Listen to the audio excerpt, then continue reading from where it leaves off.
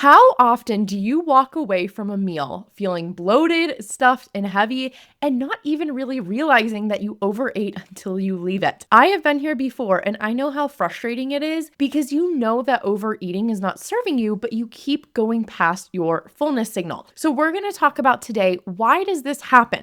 Why do you keep ending up past fullness every time you eat? Now, this might not be a full binge, so it might not be you're going into the cabinets after and you're going back for more. It's more just every time you have your meal, you walk away and you're like, why don't I feel good now? It feels like too much food. So let's talk about the 4 reasons this can happen. The first one is you are part of the Clean Plate Club. This is where you might have been taught as a child that in order to get dessert, you have to finish all of your food. In order to go away from the table, there must be nothing left on your plate. All of these messages that were taught to you, you've taken into your adult life and thought, in order for me to be good, I need to finish all of my food. My meal doesn't feel complete until it's all gone. And so if this is you, you might consciously or unconsciously just keep going until every single bite is gone, until there's not a crumb left on your plate. But the truth is, we might not always need all of the food that's on our plate. When we're at home serving ourselves, we can guess a little bit better, but especially if you're out at a restaurant or at someone else's house, those portions that are served to you are based off of another person. When you're at someone else's house, someone might be serving you a plate, and that's based off of what they interpret you need. When you're at a restaurant, the portions are very general. The chef just decided, here's going to be the portion for everyone. Whether you're a 90-year-old, 90-pound lady,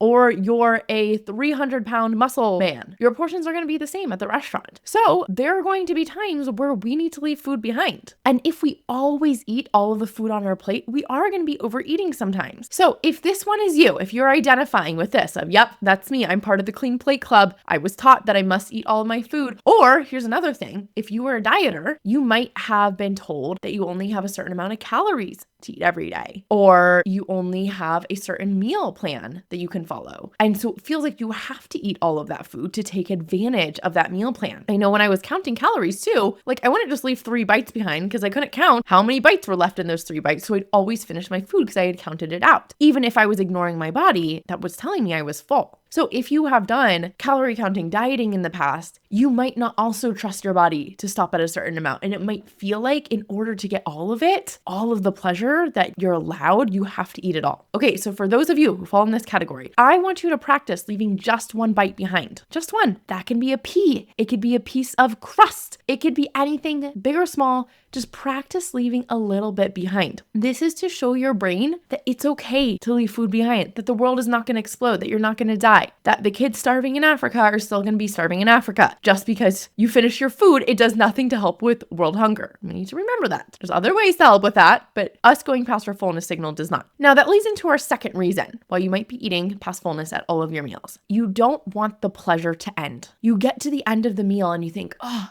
that was so good, I want to keep going. And so then maybe you keep eating more after that. You go back for seconds. Or maybe you don't even get through your whole plate. You get through halfway through the plate and you do recognize that you're full. You think, you know what? I'm really getting full and stretched right now. It's feeling heavy in my body. But you think, but it's so good, I just want to keep going. And so you keep eating. This is you trying to procrastinate the end of pleasure. But the truth is, even if you keep eating past fullness, the pleasure still ends. You will have to stop eating eventually. No one eats forever and ever. Whether you stop eating in 5 seconds from now when you're overly full, or right now when you're at the perfect level of full, is not really that different. You still are going to have the end of an eating experience and you're going to have to move on with your life. You're going to have to go back to work. You're going to have to do the to-do list at some point. It's going to happen. So remind yourself, the pleasure is always going to end at some point. It never goes on forever. And overeating is not pleasurable. Eating more food does not mean more pleasure. There's a law in economics of the law of diminishing returns. And that's the more that you consume of something, that the more of something there is, the less pleasure you get out of it, right? So like the first bite of those French fries at a restaurant when you're really hungry tastes so good. But halfway through when they're getting kind of cold and soggy and you're getting full, they're not so tasty anymore. Eating more of those isn't going to give you any more pleasure. And even if you do feel like it gives you a quick little hit, it disappears very quickly as the heaviness starts to settle in your body. So allow the pleasure to end while it's still pleasurable. Allow it to be a peaceful ending versus a stressful ending. And that difference is usually just like 30 seconds of eating. You will get the pleasure of eating again. In fact, probably in just a couple hours, right? Every single day we eat multiple times a day.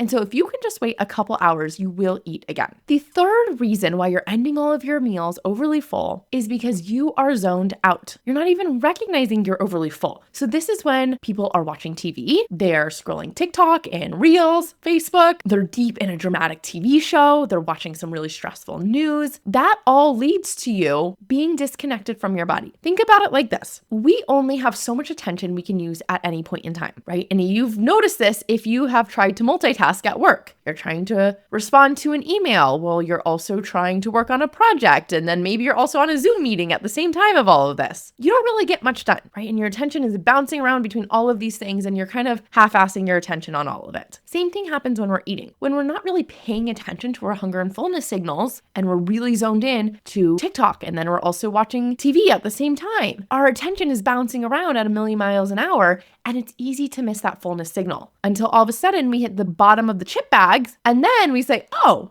we're forced to stop right now because we just finished it all. Now we're too full. So if you're eating all of your meals distracted, I'd encourage you to practice one meal a day. That's all I want you to try. Sitting down, eating it mindfully, turning off those distractions. It's gonna feel boring at first. I know this.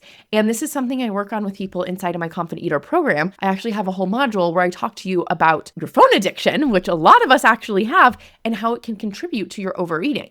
And you'll start to notice that even though it feels a little boring at first, you might actually start to genuinely crave eating undistracted. That's how it is for me now. When I go and sit down, I genuinely do not want to pull out my phone. Sometimes I do, and now I can do it because I'm very in tune with my hunger and fullness, but it just doesn't feel fun to me anymore. I miss out on the enjoyment of my food, and I really like to enjoy my food, so I enjoy being present with it. And even though you're enjoying your food more, it's actually easier to stop sooner because you're noticing that taste bud change, right? So thinking about what I just mentioned, how over time those French fries, they go stale and soggy and just not so good the longer they stay out and the more full you get. You can only notice that if you're paying attention to it. If you're zoned out, you're not going to notice that the fries don't taste good anymore. So once you notice that, it becomes easier to say, oh, I'm satisfied and I can stop right now. And the final reason I'm going to cover today on why keep ending all of your meals when you're too full is because you're actually at a normal level of fullness and you're just so used to restricting that it feels like you're overly full. Now, I know this is the one that no one wants to hear. No one wants to be told that you're actually at the perfect level of fullness. But if you've addressed the other factors here that we've talked about, it might just be that you're actually eating a normal amount of food and your body's just not used to it. Especially when you start eating more real foods like how I teach. Real food does take up more space in your body. So sometimes it can feel like you're eating too much or at a much bigger level of fullness than normal, but really you're just used to eating these palm-sized little microwave meals that have no true sustenance in them.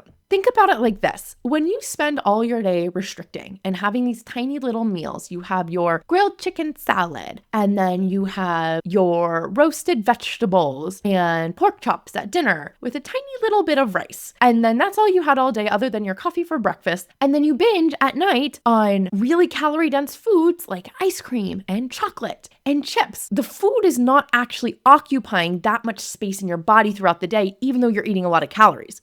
Right? When you're struggling with food, you might be eating 3, 4, 5,000 calories a day, but you're eating such small portions during your meals and binging so much at night or just throughout the day that it doesn't actually feel like you're eating a lot. I also see this with people who are snacking all day. When you're snacking all day, you don't really ever feel hungry or full. You just kind of feel in this like middle ground. And so when you start having these regular meals, it can feel like when you look at your meals, like, wow, I'm eating a lot of food and I'm feeling very full. But what you don't realize is you're actually eating significantly less calories and they're just condensed to your meal times versus spread out in a sporadic way throughout the day like how it is now. Real food has a lot of volume and fiber. Like we're not trying to eat here in a volume eating way. If you've ever heard that term of like just eat like these really like cauliflower rice in giant portions and all of these really weird recipes for eating for volume. That's not what we're trying to do here necessarily, but I do encourage you to eat as many real whole foods as possible to really get the nourishment that your body needs so it's getting the nutrients and not craving more from other foods. But when you're doing that, you do feel like you're eating more food at first. And whole foods start to stretch your stomach more. And that stretch sensation does not mean you're overeating. That's important for you to know. I don't want you to start eating your normal meals and think, oh, wow, I'm really full right now, so I must be overeating. I eat much bigger meals now today than I ever did when I was binge eating. Like if you would have showed me the type of of meals I eat today, I would be like, oh my God, how is she not like a bajillion pounds?